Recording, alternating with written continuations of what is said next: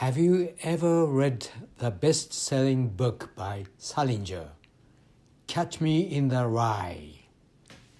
It's a story of a boy who is a dropout from the prep school in New York. How about then, Goodbye, Mr. Chips, which tells the life of a teacher and his pupils at the British public school. The same is true with Harry Potter. His adventurous days at the magical school are the copy of the public school life in Britain. Yes, ladies and gentlemen, I'm interested in education. Education for the young ones, whose body and soul are still in the process of being forged. They say you'll never know when the influence of good education ends in your life. What you've learned at school could play a major role in your future decision-makings. For example, Harry Potter's mentor, Professor Dumbledore, once said, "What makes up a man is not his abilities, but his choices." Unquote. He meant that your abilities are inherited in your genes at time of your birth, whereas your choices are based upon your value and taste, which you have acquired during your school days. This clearly shows the importance of early education. Now, ladies and gentlemen, let me tell you my case. Miss Kamiyama was my teacher. What kind of a teacher was she? First and most of all, she was young, beautiful, and graceful, even for the eyes of a naive boy like me. Also, she was enthusiastic, and every one of us could feel it. She's such a dedicated teacher that everyone wanted to be her teacher's pet. Of course, I was one of them. Now, ladies and gentlemen, suppose you're a boy of 10 years old. You aren't sexually sensitive yet, let alone active.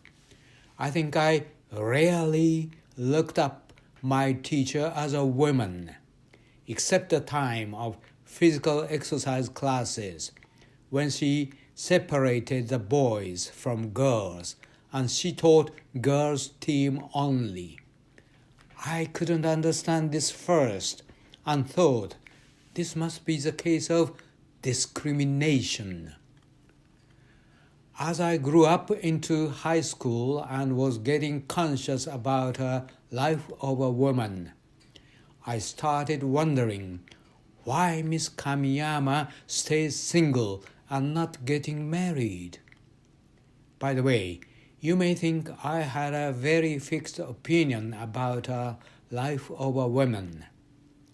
I'm afraid you're right. I was too young then to understand the diversity and complexity of women's lives. Sorry for that, ladies.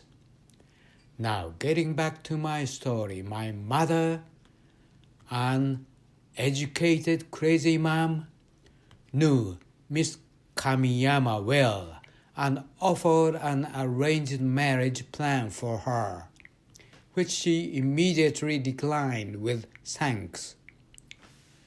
This question remains unsolved for some time within me, until Miss Kamiyama's sudden and sad passing away. She died all alone. At her funeral, I asked my encyclopedia mom, why? Then the moment of truth came to me. Quote, "Listen, my son, Miss Kamiyama was once engaged with a fine young gentleman, but soon after their engagement, he was drafted to the war and could not come back home Therefore, she wanted to remain faithful to her hero who's dead in the war, and that the women's moral standard they taught at school in those days. When I heard this story, my memories of her turned into a kind of respect, and I also felt how awfully wrong the wartime education was. Our government brainwashed and led us into believing that soldiers were everything and that all women were supposed to give their service and sacrifice to those soldiers. Miss Kamiyama lived through those years, and she lived through her life so gracefully. Thank you for your attention.